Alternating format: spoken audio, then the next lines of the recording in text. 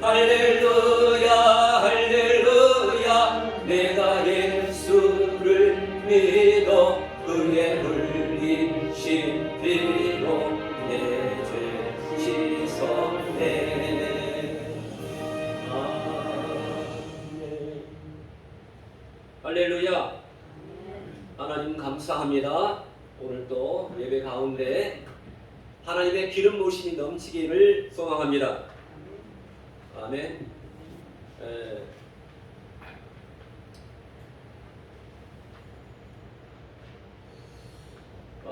오늘 마음이 청결한 자가 복이 있다. 마태복음 5장 8절에 팔복의 말씀을 통해서 함께 은혜를 나누겠습니다. 우리의 모든 일이 내가 마음먹은 대로 되면 얼마나 행복할까요? 참 다 패스하면 다 패스하고 원만하게 잘 되면 참 행복한데 또한 사람들은 그 행복하기를 바랍니다. 그리고 또한 행복을 위해서 우리가 많은 것을 아낌없이 투자합니다. 거의 대부분 우리가 행복하기 위해서 밥도 배부르기 위해서 배부르면 행복하잖아요. 그렇죠? 밥을 먹으면 아침에 다 식사하셨죠? 예. 그런데 그럼에도 불구하고 사람들은 별로 행복해 보이지 행복해 보는 사람이 많지 않습니다. 보면은 밖에 나가서 볼 때 같이 차를 마시면서 볼 때 행복해 하는 사람이 많을까요? 적을까요? 예? 적습니까? 내 자신이 행복해야 다른 사람도 행복하게 보입니다. 문제가 많습니다. 인생이 내 마음대로 되지 않습니다. 그렇죠? 내 명함 메시지의 두 번째, 인생이 내 마음대로 되는 분이 있으면 한번 일어나 보세요. 인생이 잘 됩니까? 잘 풀립니까? 네? 오늘 새로 나오신 분. 잘 풀립니까? 네? 안 풀리죠. 안 풀립니다. 안 풀려. 자, 인생의 주인이 내가 아니기 때문에 그래요. 인생의 주인은 절대로 내가 아닙니다. 하나님 믿는 우리로서는 절대로 인생의 주인이 내가 아니다 라고 하는 그 기본 조건이 깔려 있어야 됩니다. 인생의 주인은 나를 만드신 바로 하나님의 손에 달려 있습니다. 하나님의 손에 달려 있습니다. 그래서 제가 지난주 수요일날 저녁에 신명기 28장을 읽었습니다. 신명기 28장은 뭡니까? 들어와도 복을 받고 나가도 복을 받고, 그러니까 떡반죽 그릇이 복을 받고 막 복으로 이렇게 행복하다는 말이 많이 있습니다. 신명기 28장 안 읽어보신 분 다 읽어봤죠? 그런데 신명기 28장은 제가 읽어보면은 신명기 28장 1절부터 14절까지는 복을 받는다는데 14절부터 후반부 63절까지 무려 3분의 2는 뭡니까? 저주를 받는다. 그런 말이 있습니다. 그래서 우리는 그 뒤에 3분의 2 부분에 저주를 받지 않기 위해서는 우리가 어떻게 해야 하는가? 그것도 알아야 됩니다.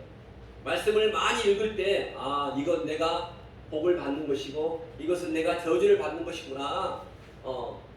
저주에 대해서 물론 설교는 참 하기 힘들지만은 복 받는 걸 많이 설교하잖아요.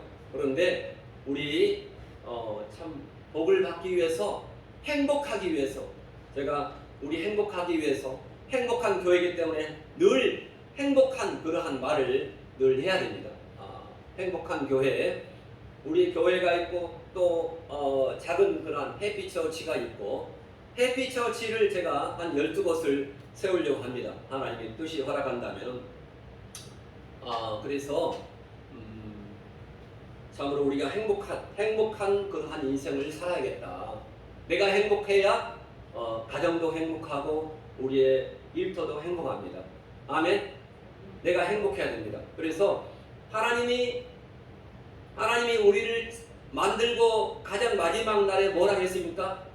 심히 보시기에 좋았더라. 다 좋았는데 우리 인간을 만들고 난 후에 어떻게 했다고요?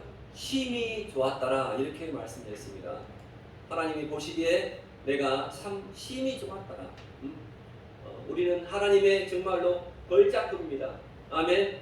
오늘 비도 오고 장마철 시작됐는데 우리는 하나님의 걸작품입니다. 서로 한번 인사하시기 바랍니다. 이럴 때 인사해야죠. 우리가 하나님의 걸작품이십니다. 아멘. 아멘. 하나님의 걸작품이십니다. 마스크를 다 벗으면 정말로 아름다워. 사람이 모든 것 중에서 사람이 가장 아름다워요. 제가 볼 때 제일 아름답습니다. 그런데 문제가 많습니다. 행복해야 됩니다. 우리가 인간은 마음 먹은 대로 살 수 없다는 결론을 우리가 엿볼 수 있습니다. 왜 그럴까요? 바로 우리 사람의 마음은 여기 들고 다 오셨죠? 가지고 오셨죠? 혹시 없으신 분 손 한번 들어보세요. 없으신 분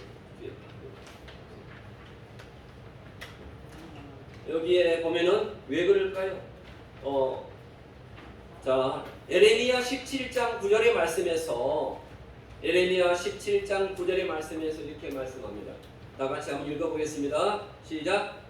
만물보다 거짓되고 심히 부패한 것은 마음이라.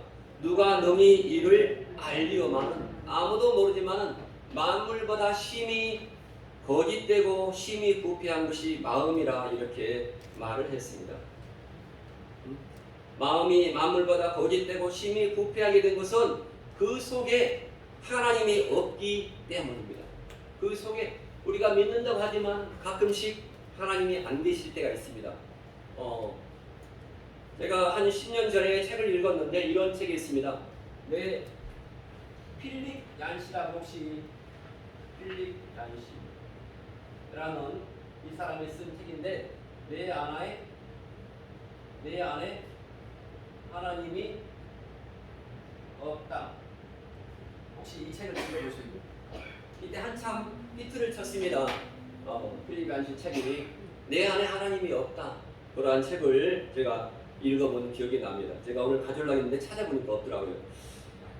그래서 사람들의 마음에 하나님이 없기 때문에 공허하게 되고 그 공허를 채우기 위해서 우상을 만들어서 마음속에 간직하게 됩니다. 하나님 대신 다른 것을 우리 마음에 간직하게 된 것입니다. 이러한 악순환의 고리를 끊지 않으면 사람은 절대로 행복해질 수가 없는 것입니다. 그래서 예수님은 마음이 청결한 자가 복이 있다고 말씀하신 것입니다. 마음이 깨끗해야 복이 있다 이렇게 말씀합니다.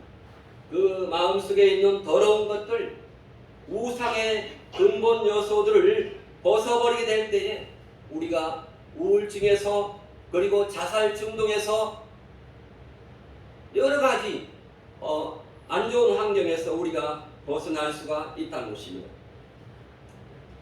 우리가 우울증을 겪어보지 않는 사람 없잖아요. 다 그렇죠? 한 번쯤은 겪어봅니다. 내가 왜 안 되니, 마음대로 안 되니 하면서 그게 다 우울증입니다. 그래서 이러한 우상을 많이 섬기게 됩니다. 우상은 본래 인간의 욕망에 의해서 만드는 것입니다. 우상은 우리 인간의 욕망이 있습니다. 욕망에 사로잡히게 되면 결코 마음이 맑아지거나 청결해질 수가 없게 되는 것입니다.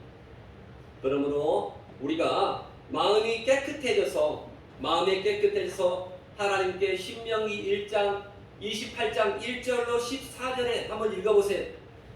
복을 받고 하나님을 보시게 되기를 바랍니다. 마음이 청결한 자가 하나님을 본다라고 오늘 성경에서 말씀하고 있습니다.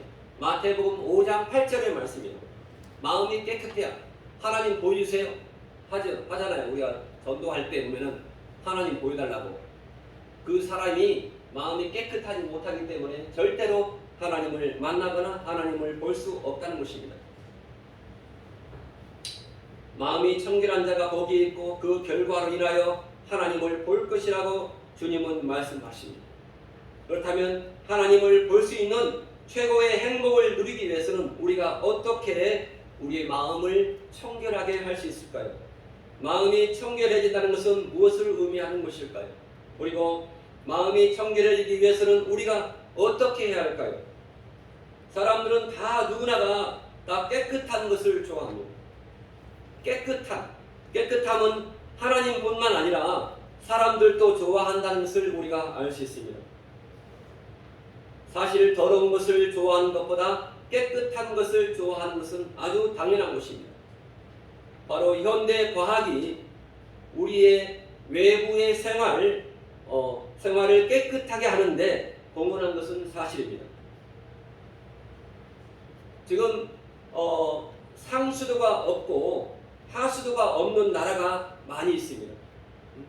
여러 가지 소독약품과 소독기계가 발명되어서 더 깨끗한 생활에 도움이 된 것은 사실입니다.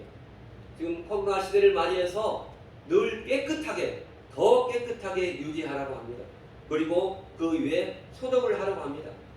이어서 그러나 외부적으로 깨끗한 생활을 하는 것도 매우 중요합니다. 하지만 우리의 내부가 더욱더 깨끗해져야 합니다. 우리의 마음이 깨끗해져야 됩니다. 성경에서는 우리 마음이 깨끗해져야 한다는 것을 말하고 있습니다. 그리스도인들은 마음이 깨끗해져야 합니다. 사람들은 깨끗한 것에 대해서 매우 선호합니다. 특히 유대인들도 깨끗한 것을 매우 좋아했습니다. 바로 외부 생활을 깨끗하게 하기 위해서 여러 가지 정결케 하는 그런 규례를 만들기 위해서 했습니다.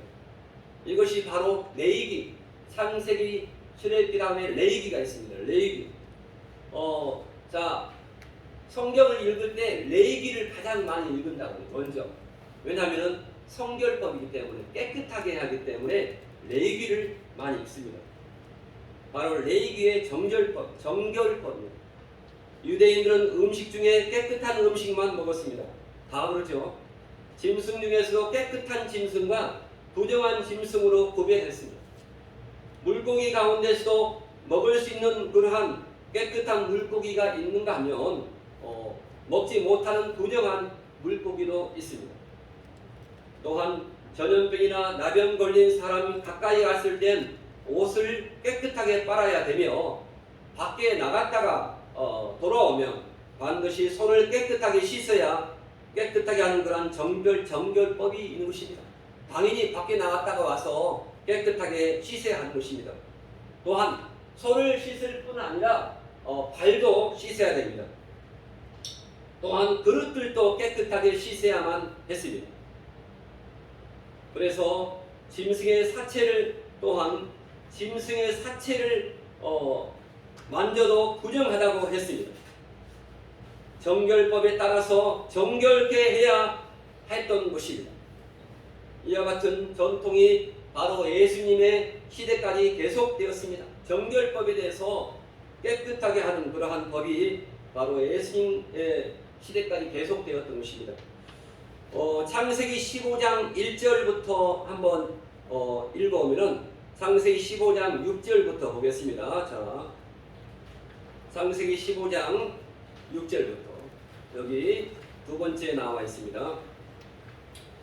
창세기 15장 6절부터 10절까지 말씀을 다 같이 천천히 읽어보겠습니다. 시작. 그때 바리새인들과 서기관들이 예루살렘으로 당신들의 제자들이 어찌하여 장로들의 유죄를 범하나이까? 떡 먹을 때에 손을 씻지 아니하나이까? 외식하는 자들아, 이사야가 너에게 대하여 잘 애언하였도다. 일러스되 이 백성이 입술로는 나를 존경하되 마음은 내게서 멀도다. 사람의 계명으로 교훈을 삼아 가르치니 나를 헛되이 경배하는도다 하였느니라 하시고, 무리를 불러 이르시되 듣고 깨달으라. 입에 들어가는 것이 사람을 더럽게 하는 것이 아니라 입에서 나오는 것이 그것이 사람을 더럽게 하니라. 아멘. 여기까지입니다. 입에서 나오는 것이 사람을 더럽게 한다라고 말씀하고 있습니다. 이렇게 마태복음 15장을 보면은 예수님이 제자들과 함께 식사를 초대받은 자리에서 예수님의 제자들은 손을 씻지 않고 음식을 먹었을 때 바리새인들과 서기관들은 예수님께 비난을 했습니다. 당신들의 제자들은 장로들의 유전을 왜 지키지 않습니까? 이렇게 말합니다. 이렇게 비난했습니다. 장로들의 유전을 왜 지키지 않느냐? 손을 씻지 않고 음식을 먹으니 부정하다라고 하는 것입니다. 당연히 상식으로 봤을 때 손을 씻고 밥을 먹어야죠. 그렇죠? 손을 씻고 먹어야죠. 어디 갔을 때. 지금은 특별히 그래야 됩니다. 손을 씻고 밥을 먹어야 됩니다. 이때 예수님은 외부적인 청결도 중요하지만은 속을 깨끗하게 할 것을 말씀하십니다. 아까 읽었던 것 중에서 속을 깨끗하게 해야 한다 이렇게 말을 하고 있습니다. 속을 깨끗하게 해야 한다라고 말을 하고 있는데, 자, 17절을 보겠습니다. 17절 말씀 읽습니다. 입으로 들어가는 모든 것은 배로 들어가서 뒤로 내어 버려지는 줄을 알지 못하느냐. 입에서 나오는 것들은 마음에서 나오나니 이것이야말로 사람을 더럽게 하느니라. 마음에서 나오는 것은 악한 생각과 살인과 간음과 음란과 도적질과 거짓 증거와 배반이니 이러한 것들이 사람을 더럽게 하는 것이요 씻지 않는 손으로 먹는 것은 사람을 더럽게 하는 것이 아니니라. 이렇게 말씀하고 있습니다. 손을 씻지 않는 것보다 더 더러운 것은 뭐다? 마음이다. 마음이다. 이렇게 마태복음 5장 17절로 20절을 다시 읽어보면 입으로 들어가는 것은 배로 들어가서 뒤로 내어버린다. 그래서 입에서 나오는 것들이 입으로 들어가는 것들은 뒤로 나온다. 배설되어서. 하지만 입에서 나오는 것들이 무섭다 하는 거는 입에서 뭐가 나올까요? 입에서 말이 나오죠. 말. 우리가 더러운 말을 하고 있습니까? 자, 입에서 나오는 것들은 마음에서 나온다고 말했고 이것이야말로 사람을 더럽게 한다. 이 마음에서 나오는 것이 이런 종류 악한 생각과 살인이 뭡니까? 다른 사람을 미워만 해도 살인입니다. 성경에서는 사람을 죽여서가 살인이 아닙니다. 다른 사람을 미워했으면 이번 주 한 주간 동안 살인한 것입니다. 자, 간음과 음란과 도적질과 거짓 증거와 회방 이런 것들이 사람을 더럽게 한다라고 말씀을 하고 있습니다. 자, 그래서 유대인들은 꼭 손을 씻고 음식을 먹고 그릇을 닦아낸 다음에야 음식을 담습니다. 그러나 예수님 당시의 사람들은 외부 생활을 깨끗하게 하기 위해서 힘을 썼지만 자기의 마음속을 깨끗하게 하는 데는 등한히 여겼습니다.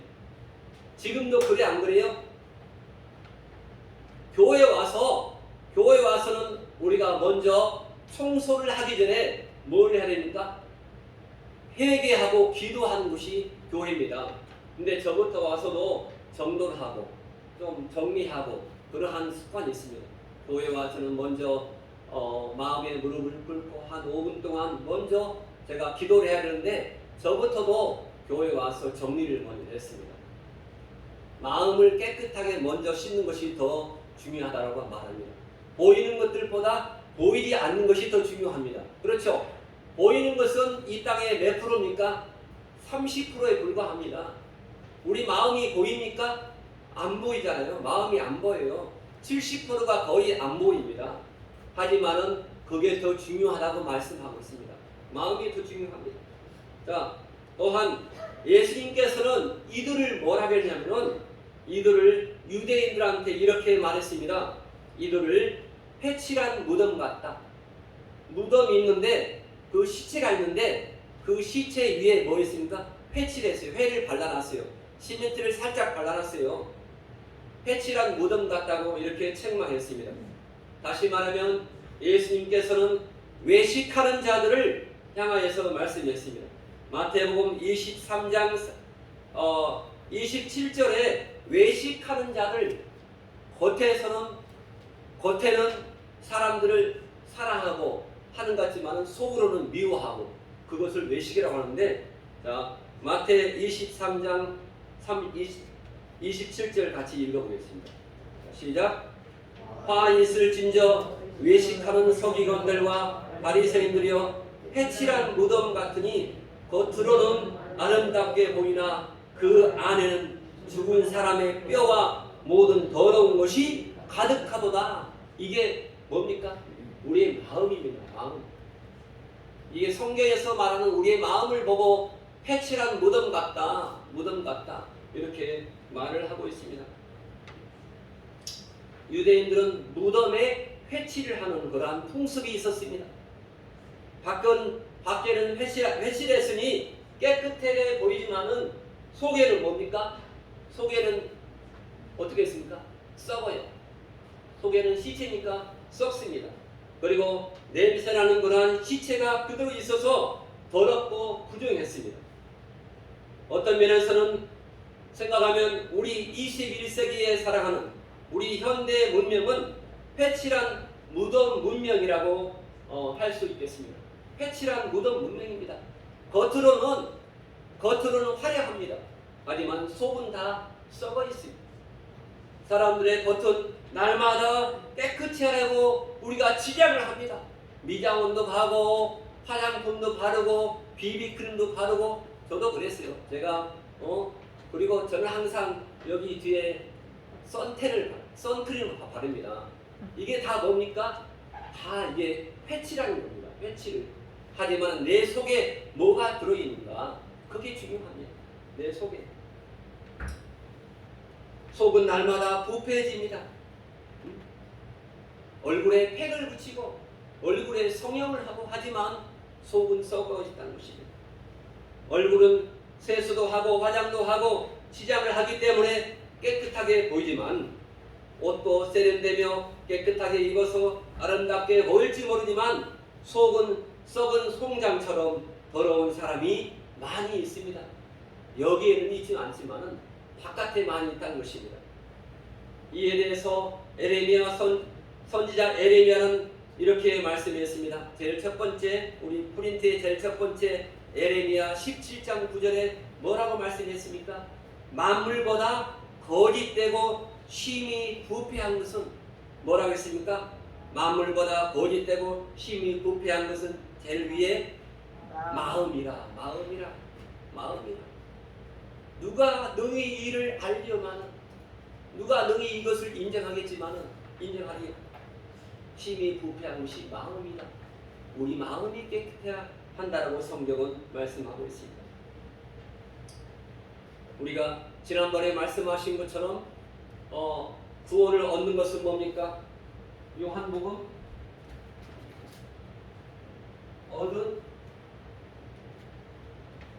요한복음 5장 24절 구원을 얻었죠. 구원을 현재 소유하고 있죠. 그런데 구원을 보장받는 것 로마서 2장 7절 구원을 얻은 것으로 끝나지 않고 구원을 보장받아야 됩니다.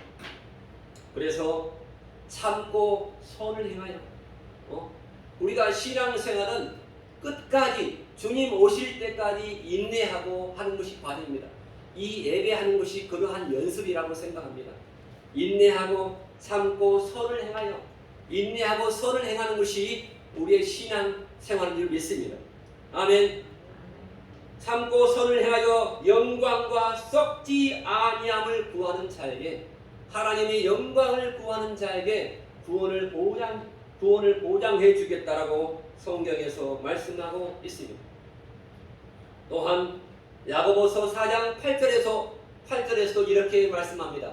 야고보서 4장 8절 말씀 다 같이 읽겠습니다. 자, 시작. 하나님을 가까이 하라.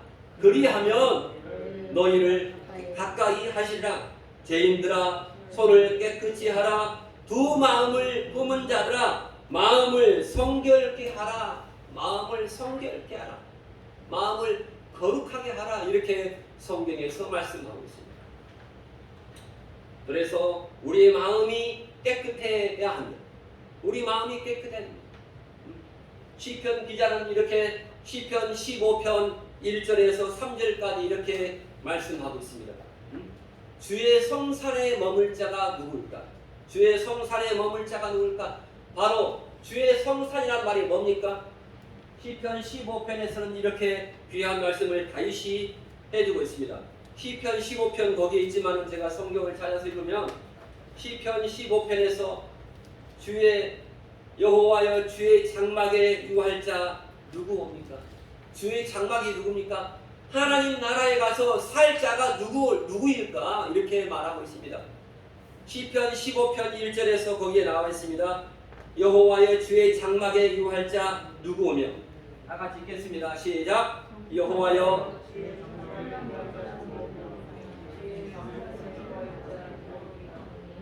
정직하게 행하며 공의를 일삼으며 그 마음에 진실을 말하며 그 혀로 참소치 아니하며 그 거되게 행악치 아니하며 이웃을 해방치 아니하는 자니, 이렇게 말씀하고 있습니다. 천국에서 함께 살 수 있는 자, 주의 장막에서 거할 수 있는 자가 이렇게 시편 15편에 나와 있습니다. 우리가 시편 말씀을 1절부터 150절까지, 시편은 뭡니까? 시편은 다윗의 기도입니다. 기도.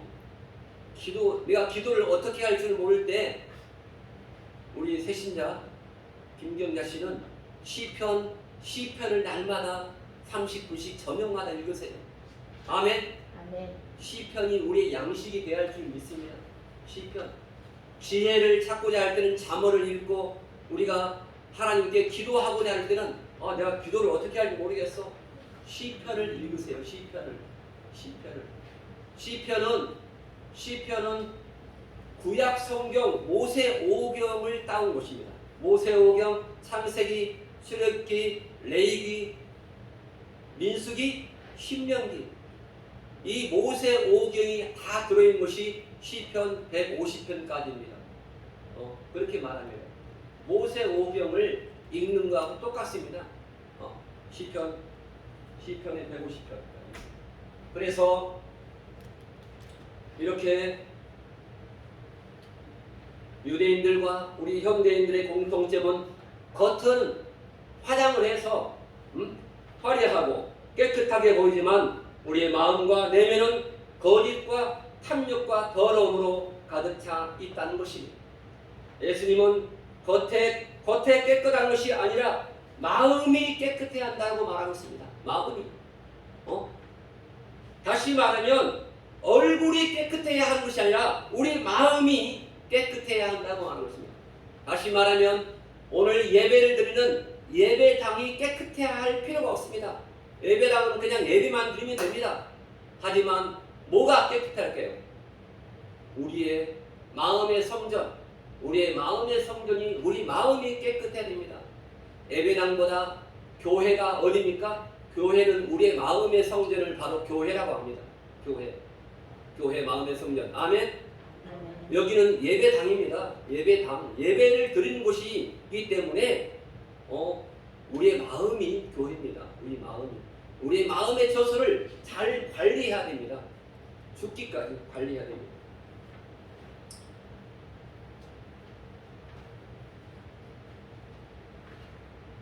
어떻게 하면 우리가 마음이 정결해질 수 있는가를 생각해야 됩니다.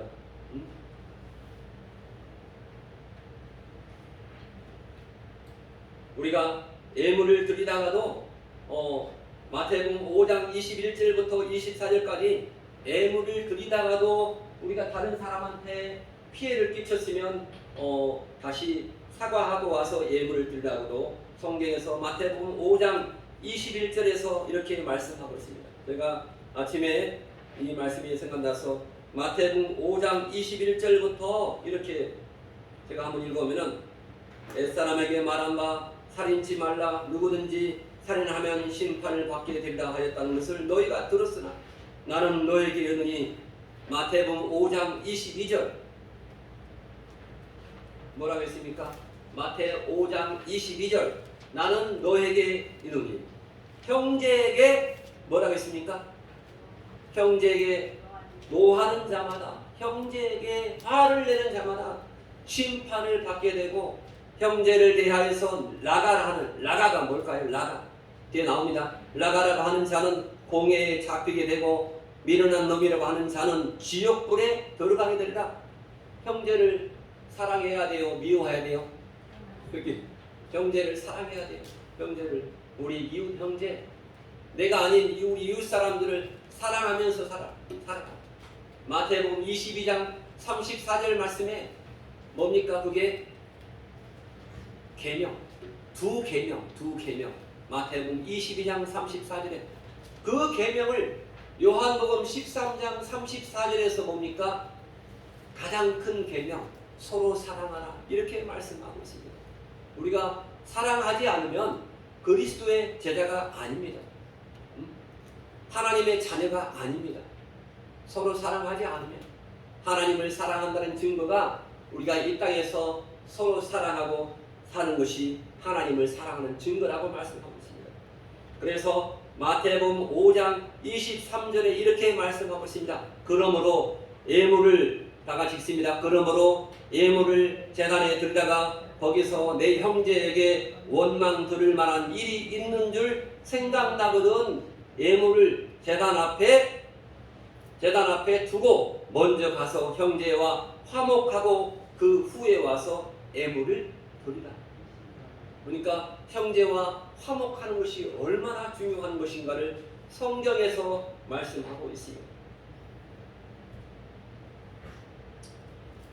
마찬가지로 인간의 마음에 불순물들인 음욕과 탐심, 시기, 교만, 미움, 혈기, 거짓 등이 들어오게 되면 오염된 마음이 되는 것입니다.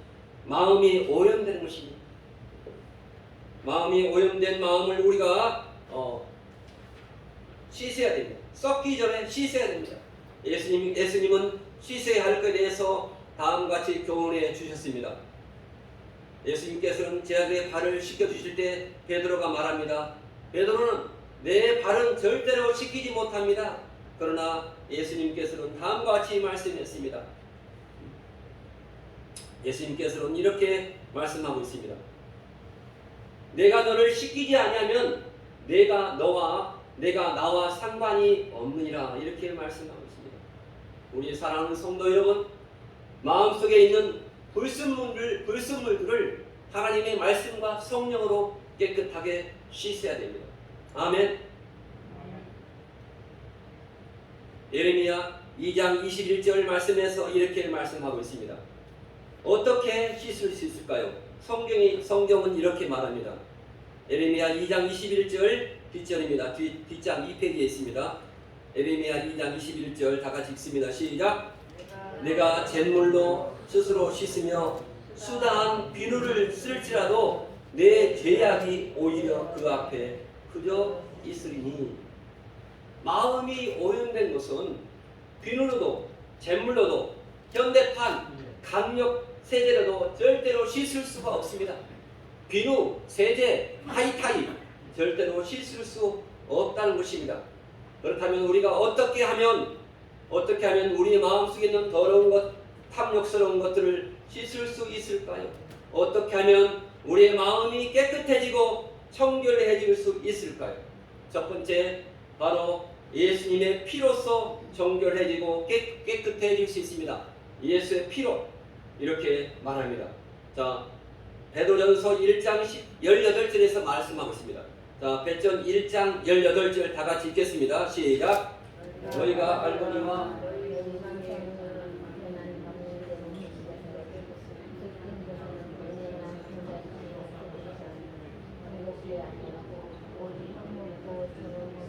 오베론 피로 한 것이니라. 아멘. 히브리서 9장 22절 말씀에 또한 이렇게 말하고 있습니다. 율법을 쫓아 거의 모든 물건이 피로써 정결케 되나니 피 흘림이 없은즉 사함이 없느니라. 아멘. 피 흘림이 없은즉 사함이 없다. 레위기 17장 11절 말씀에서 이렇게 말하고 있습니다. 육체의 생명은 피에 있음이라. 육체의 생명은 어디에 있음이라? 피에 있음이라.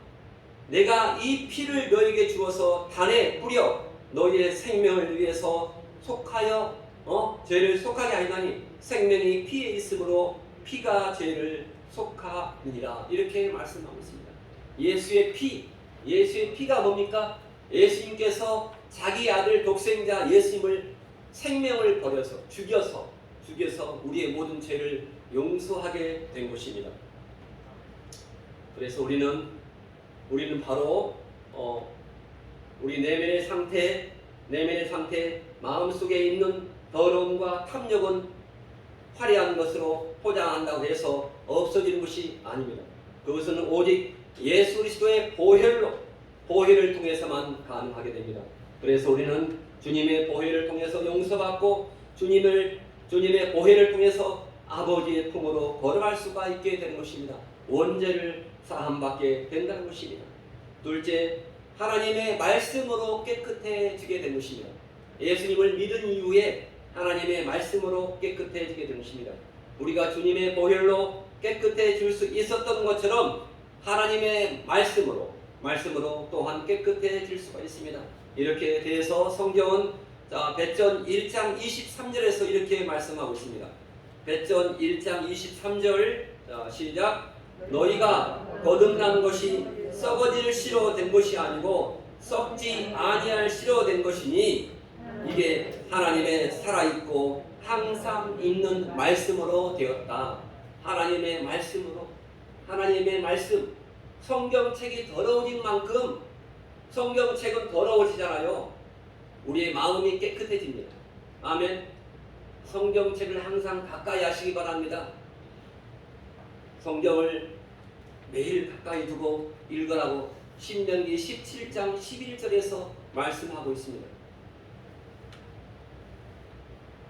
하나님의 말씀으로만 깨끗해 씻을 수가 있는 것입니다.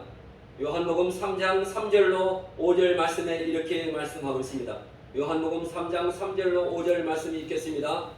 예수께서 대답하여 가라사대 진실로 내게 이르노니 사람이 거듭나지 아니하면 하나님 나라를 볼 수 없니라. 니고데모가 가로되 사람이 늙으면 어떻게 날 수 있사옵나이까? 두 번째 모태에 들어갔다 날 수 있사옵나이까? 예수께서 대답하시되 진실로 내게 이르노니 사람이 물과 성령으로 나지 아니하면 하나님 나라에 들어갈 수 없다. 이렇게 말씀하고 있습니다. 자, 요한복음 3장 3절은 뭡니까? 니고데모가 어떻게 하면 중생할 수 있습니까? 어떻게 하면 중생할 수 있습니까? 그러니까 뭐라 했습니까? 내가 거듭나야 하나님 나라에 대해서 깨달을 수 있다. 그러니까 내가 예수님 믿어야 하나님 나라를 깨닫는다. 이렇게 말씀하시고는 요한복음 3장 5절에서 뭐라고 했습니까? 바로 물 같은 물은 말씀입니다. 하나님의 말씀과 성령님의 인도함 받아야 한다. 매일매일 우리가 성령의 인도함 받지 아니하면, 이 하나님과 사귀지 아니하면, 하나님 밑에 바로 천사가 있잖아요. 천사의 도움을 받지 아니하면 우리는 악한 사탄, 마귀, 귀신들에게 눌릴 수 있습니다. 그러니까 항상 하나님과 교제해야 됩니다.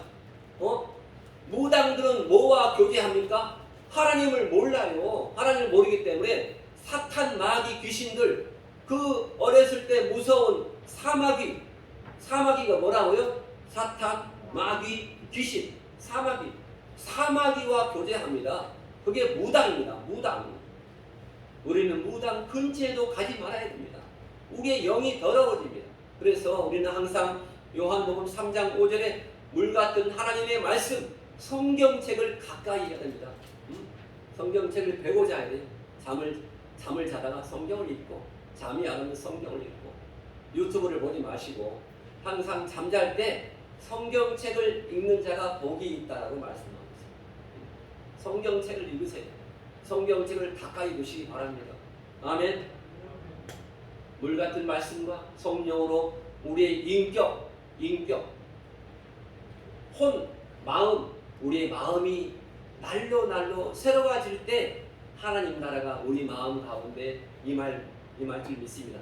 하나님 나라는 여기 있다 저기 있다 할 것이 아니고 어디에 있다고 했어요?